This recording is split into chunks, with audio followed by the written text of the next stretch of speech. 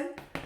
So today I'm going to read another story, and the book I'm going to read is called Blackbird, Blackbird, What Do You Do? It's January at the moment, and there aren't very many birds around because lots of the birds have flown away to find somewhere a lot hotter during the winter. Like the swallow flies all the way to Africa, and then it comes back again in the springtime. Now that's a long way. So Blackbird, Blackbird, what do you do? Right, so I can read it and you can see the pages too. Pip the blackbird popped out of the nest. He stretched out his wings, fluffed up his feathers and set off to find out what blackbirds do. He glided down to the edge of the river where he met Heron. The heron's got really long legs, and he comes to the river, and then he might come and eat all the fish out of the river. Lots of herons fly over to try and look for ponds in people's gardens, and then they go down into the ponds and they steal the fish. They're only looking for food, but people can lose all the fish in their pond in one day. What do herons do? Asked Pip. We stand in the river and wait for fish, said Heron. See, didn't I say? Pip tried to stand in the river, but his legs were far too short. I'm not very good at that, thought Pip. So he flew to the forest, where high up in a tree he found... Look, there's some of those spiderlings there. Owl. That beautiful picture of owl.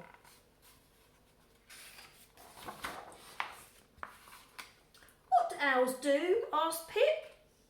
We stay up all night looking for mice, said Owl. Pip tried to stay up all through the night, but he's far too sleepy. I couldn't do that. I'd fall fast asleep. I'm not very good at that, thought Pip. So the next morning he sailed down to the seaside where he met Puffin. Now, do you know what puffins do? I'm sure the book's going to tell us. What do puffins do? Asked Pip. We dig nests in the sand with our beaks, said Puffin. Pip tried to dig a nest in the sand, but his beak was far too small. How Puffin's beak is nice and long. It's got a beautiful colour and it's really sharp. It helps him to dig the hole in the sand. I'm not very good at that, thought Pip. So he soared on the breeze to the city where he spotted Pigeon. Have you seen a pigeon? I haven't seen one recently, but there's lots of them in the springtime and in the summer. Oh, look. There's lots of them there. What do pigeons do? Asked Pip. We peck at seeds, said Pigeon. Pip tried to peck at seeds, but it was far too crowded. Pip sighed. I'm not very good at that either, he thought.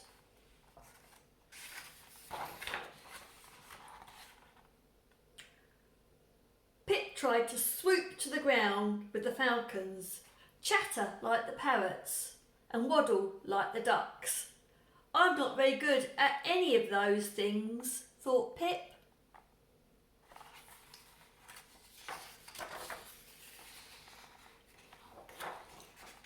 Can you see him waddling with the ducks? Pip flew sadly back home, perched on a branch, and he sang softly to himself. Would he ever find something that he could do?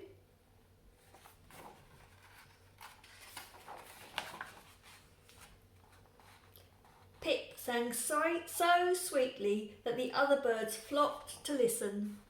You are very good at singing, said Owl. Why don't you do that? At least I found something that I can do, thought Pip.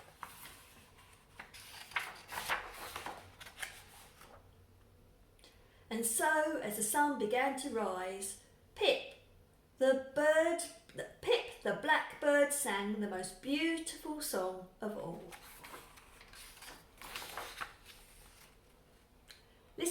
carefully one morning and you might just hear him. Do you know, blackbirds are one of the only birds that are around at the moment. So if you go outside into the woodland or in your garden and listen very carefully, you might hear one of the blackbirds. And in a minute, I'm going to find a clip of a blackbird singing so that you can hear what they actually sing like.